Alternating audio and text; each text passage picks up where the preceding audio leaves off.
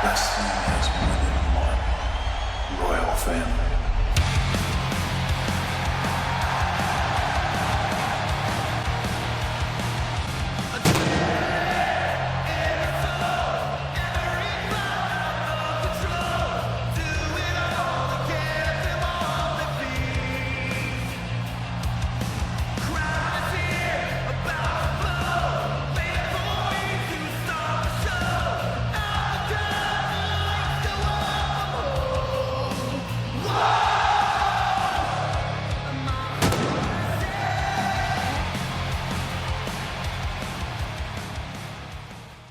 Hay un antes y un después de la aprobación de la ley bases para el gobierno, y se empieza una nueva etapa. Hay mucha gente que dice, bueno, ahora sí, el presidente tiene la ley del Congreso.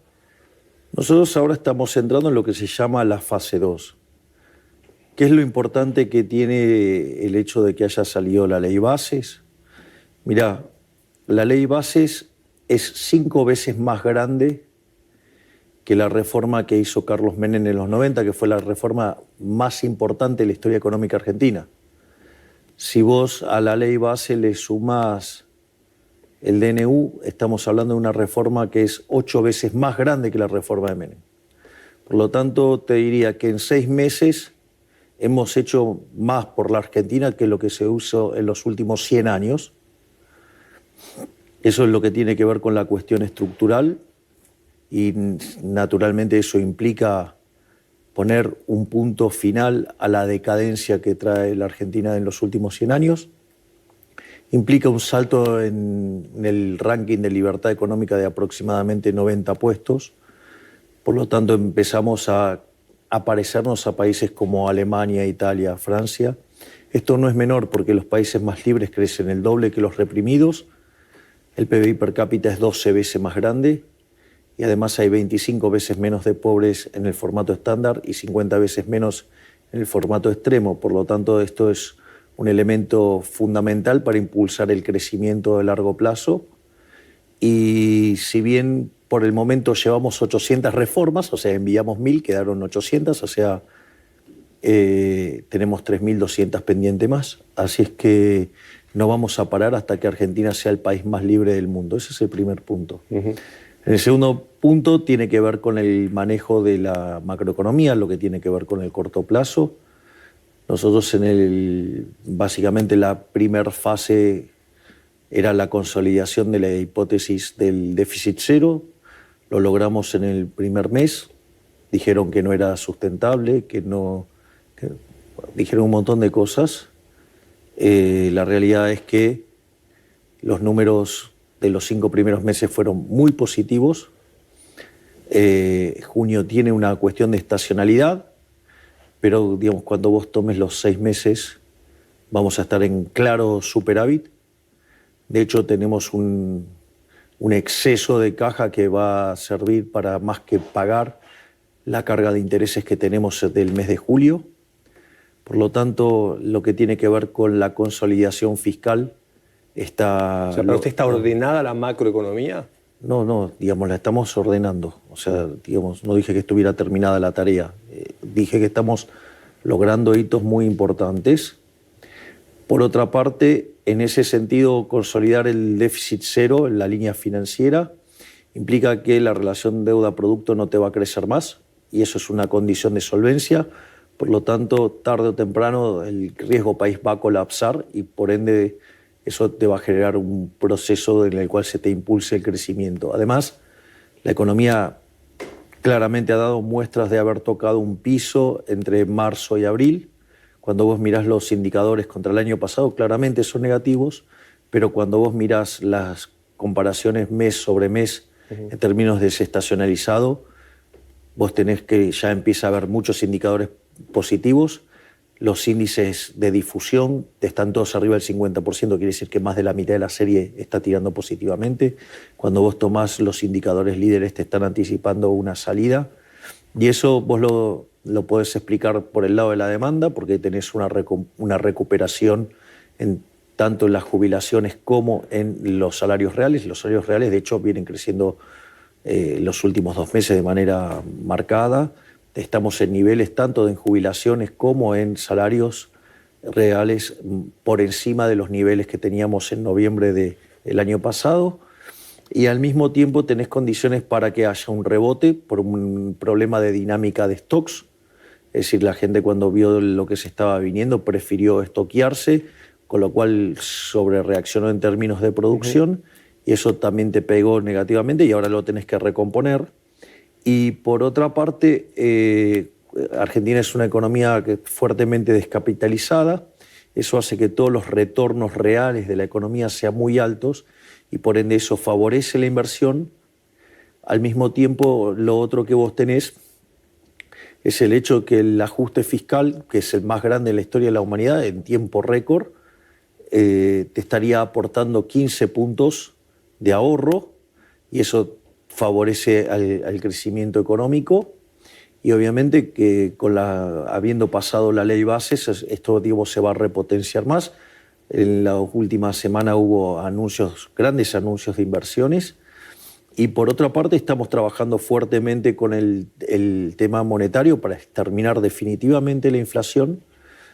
Siempre remarco la situación que heredamos, ¿no? Porque cuando vos lo tomás en términos de inflación mayorista, que es la que se adelanta, la inflación de diciembre cuando nosotros llegamos era 54%, eso anualizado te da 17.000, y la inflación, la del último mes fue del 3,5%, eso significa el 50% anual, es decir, la inflación la bajamos del 17.000 al 50%, y estamos entrando ahora en lo que sería la fase 2 del programa de estabilización, que es, bueno, terminamos con lo que es el déficit cero y eso ya está consolidado. Ahora vamos a lo que es la emisión cero. Es importante explicar lo que significa la emisión cero porque me sorprende la torpeza y el bajo nivel, casi diría pobrísimo y hasta que asusta, la pobreza intelectual de los analistas económicos locales, porque, digamos, no sé, el error lo comete un periodista, digamos, un no profesional lo puede entender, un no profesional de la economía. Ahora, digamos, que el error lo cometan tipos hasta con doctorados en universidades muy prestigiosas, uno ya no sabe si es ignorancia o mala fe. El criterio es que la base monetaria amplia quede fija. Cuando vos tomás la base monetaria, en Argentina, la base monetaria común, lo que va del siglo XXI estuvo en torno al 9% del PBI, 10% del PBI.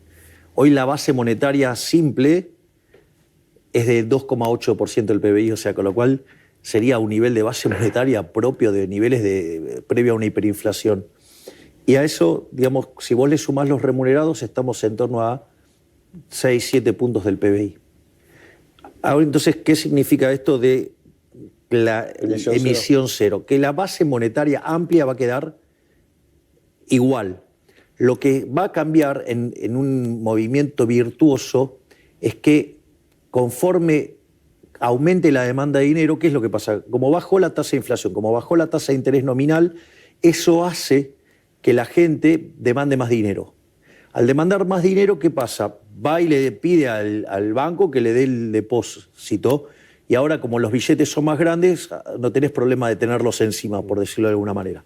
En ese contexto donde te aumenta la demanda de dinero, el banco se da vuelta y le exige al Banco Central que le pague el remunerado. Entonces, ¿vos qué es lo que ves? Conforme aumenta la base monetaria en su formato tradicional, van cayendo los pasivos remunerados y la base monetaria amplia queda constante.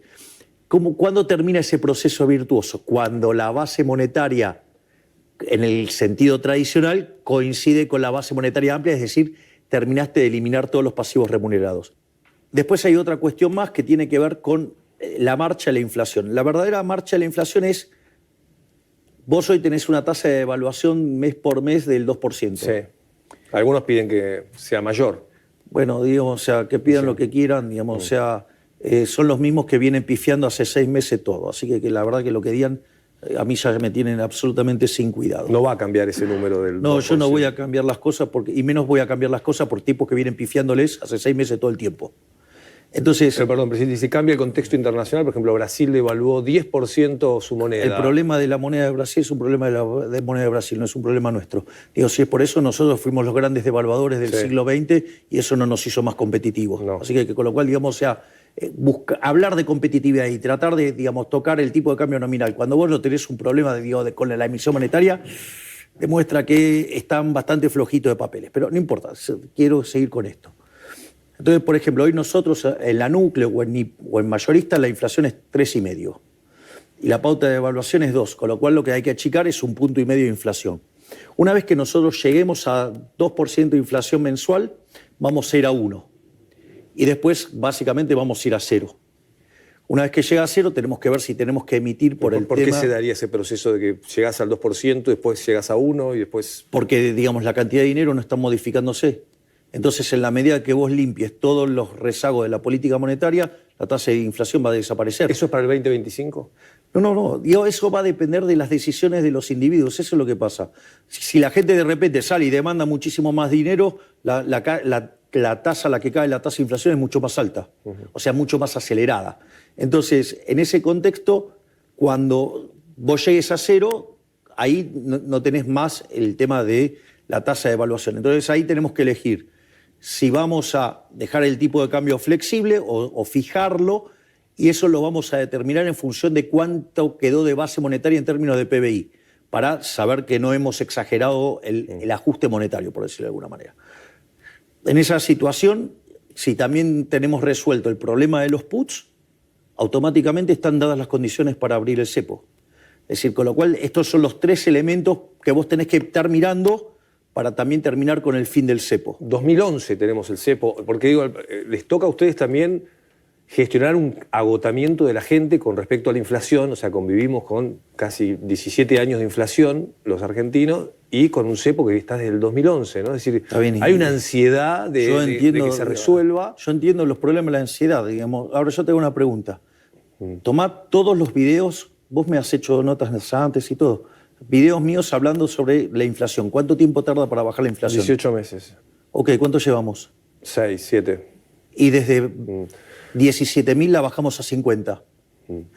¿Me comprendés lo que te digo? Es decir, nosotros estamos haciendo reformas estructurales para cambiar la decadencia de los últimos 100 años.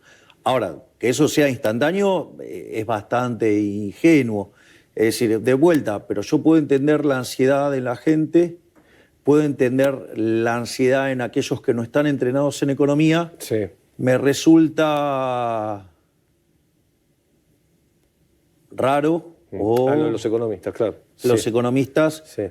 Pero bueno. Algunos dicen que se puede salir ya, otros dicen que no se puede salir del cepo. Sí, escuché a uno que dijo que se puede ir ya y le pegaron una patada en el traste a los 15 días cuando hizo los anuncios. Así el doctor López Murphy. Sí, bueno, por eso. Digamos que antes se fije cómo le fue a él en la historia.